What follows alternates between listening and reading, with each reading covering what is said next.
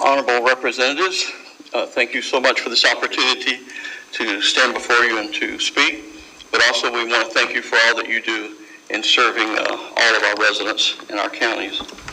The first request, of course, is I'm sure one's already one that you support, is that you support any and all legislation that certainly helps small business recovery. I'm sure that's a priority for all of us.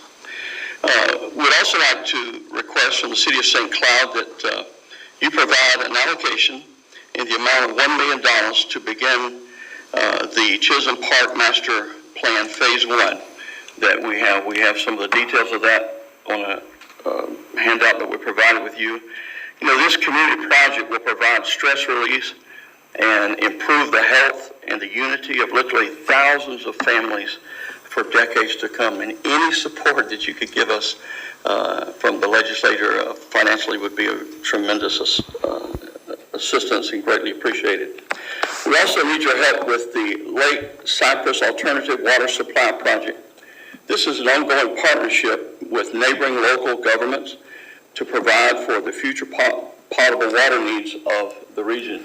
We all know that water is a major issue in Florida, and so we are working with other governments rather than trying to do something individually to provide for the future potable water needs of our entire region.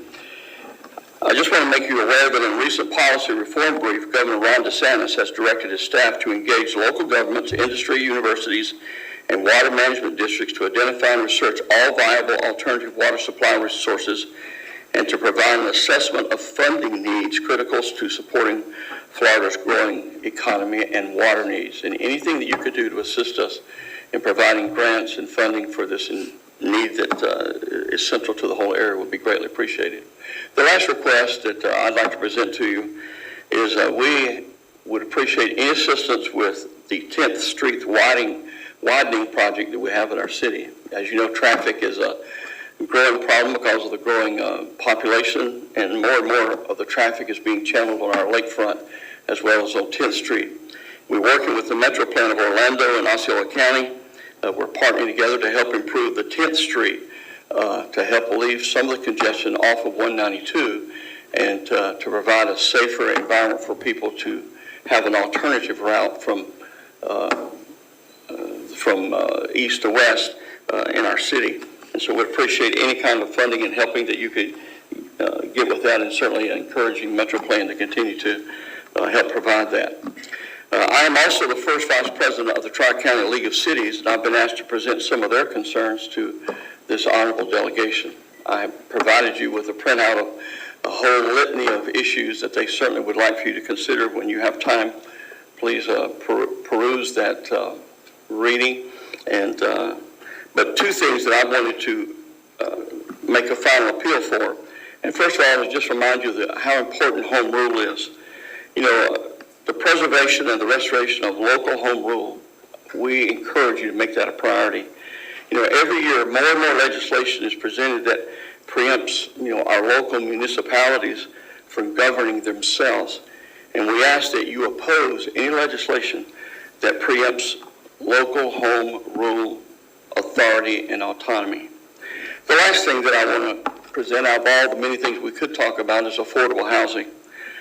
I thought it was interesting, an article that I read just this week, according to the Orlando Business Journal and the Schimberg Center for Housing Studies, affordable housing is one of the major problems in Central Florida, as well as in the city of St. Cloud and Kissimmee and all of the county. And it's getting exponentially worse because, as you know, people are moving to Florida in great numbers.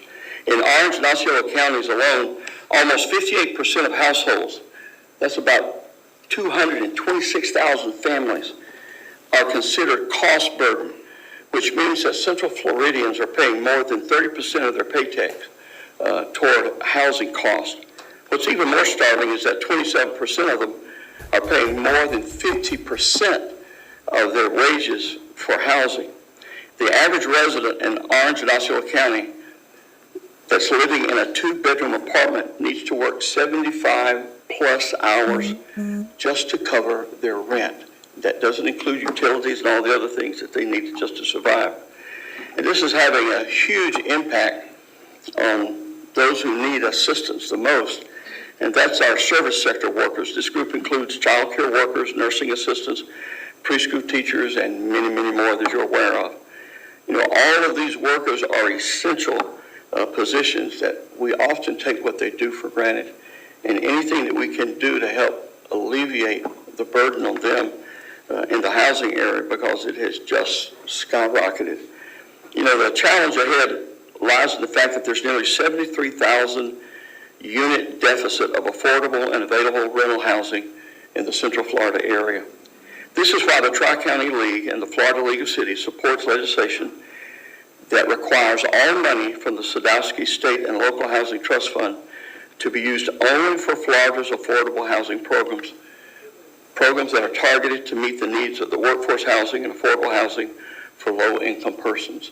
We appreciate your work and efforts to free up those Sadowski funds for what they were originally intended for. Of course, the Florida League has many other concerns, and we provided a printout of that. Thank you so much for all that you do. Do you have any questions? Thank you so much, Mayor Blackwell. Members, Senator Torres? Yeah, I just want to make a comment. Mayor, I am totally 100% with you. Home rule. I've had over and over all the years that home rule should be the controlling factor in our cities and our counties. The second thing, affordable housing. This question comes up every year, and not only the Sadowski funds, but we need to start thinking about how we can use other funds to support funding for affordable housing, because we're priced out of the market. And that's the bottom line. They're building apartment houses, apartment complexes, but they're luxury. They're not affordable. And these are the things that I ask the mayors and the county commissioners and the city commissioners and the representatives. We need to stand tall and together to get this done. Affordable housing has been an issue here for many, many years, and we need to stand together and fight for this. I thank you again for your comments. Back to you, Chair.